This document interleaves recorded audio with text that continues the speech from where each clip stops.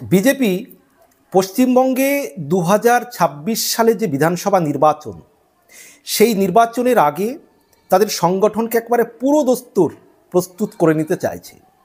তারই অঙ্গ হিসেবে বিজেপির যে 43টি সাংগঠনিক জেলা রয়েছে পশ্চিমবঙ্গে, সেই 43টি সাংগঠনিক জেলার মধ্যে 25টি সাংগঠনিক জেলার নাম তারা কিন্তু ঘোষণা করলো।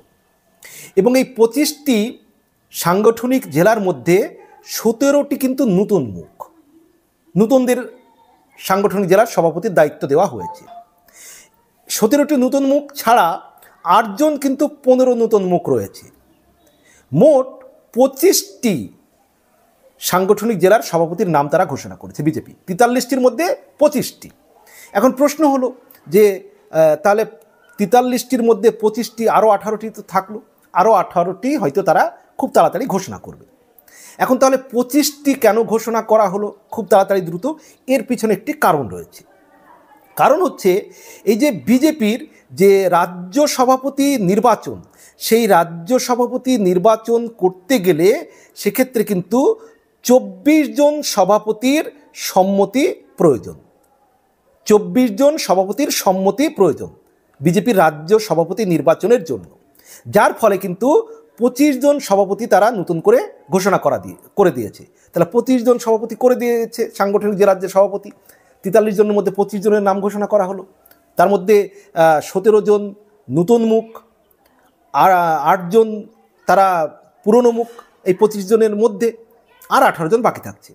এখন তাহলে যে 25 জন ঘোষণা করা হলো, আর নতুন রাজ্য সভাপতি নির্বাচনের জন্য 24 জন জেলা সভাপতির সম্মতি প্রয়োজন, সেটা তাদের হয়ে যাচ্ছে।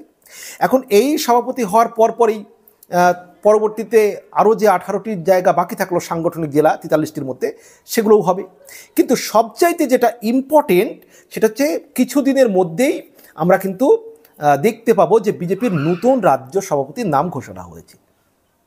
2026 সালে নির্বাচনের আগে কিন্তু বিজেপির নতুন রাজ্য সভাপতি ঘোষণা হবে, এটা আমরা জানি। এবং এই মার্চেই নতুন বিজেপির রাজ্য সভাপতি ঘোষণা হতে যাচ্ছে।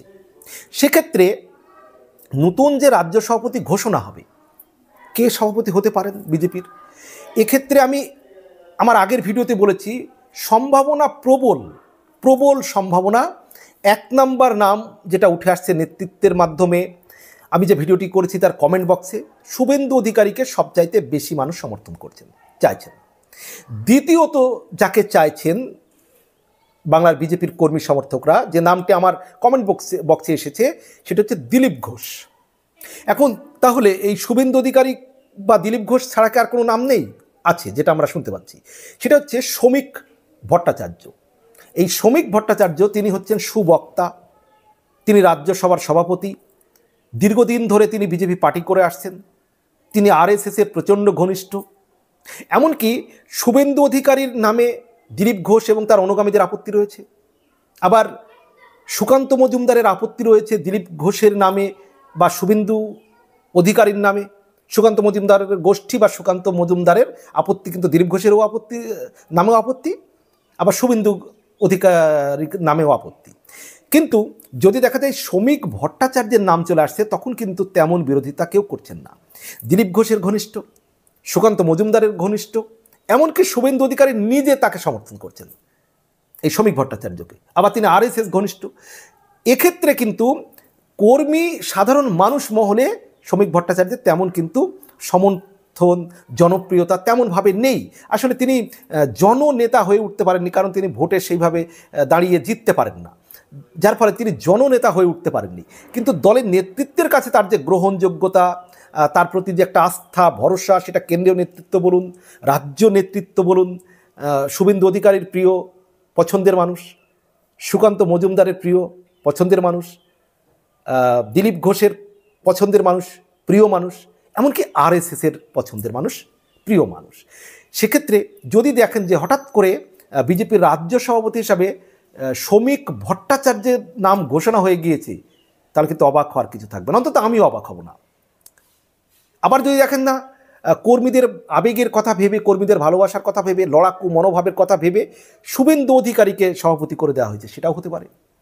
আবার হতে পারে যে rough and tough Dilip Ghosh, যিনি 2021 সালে বিধানসভায় বিজেপির নেতৃত্ব দিয়েছিলেন সভাপতি হিসাবে, এবং তিনি সফল সভাপতি, বিজেপির রাজ্য সভাপতি, পশ্চিমবঙ্গে বিজেপির ইতিহাসে সবচাইতে সফল রাজ্য সভাপতি, তাকেও করে দেওয়া হতে পারে। কিন্তু প্রবল সম্ভাবনা যেটা, 1 নম্বর শুভেন্দু অধিকারী, তিনি রাজ্যের বিরোধী দলনেতা, লড়াকু মনোভাবদার, সারা রাজ্যব্যাপী তিনি তৃণমূলের অন্যায় দুর্নীতির প্রতিবাদ করে বেড়াচ্ছেন, কর্মীদের ডাকে সমস্ত জায়গায় তিনি পৌঁছে যাচ্ছেন।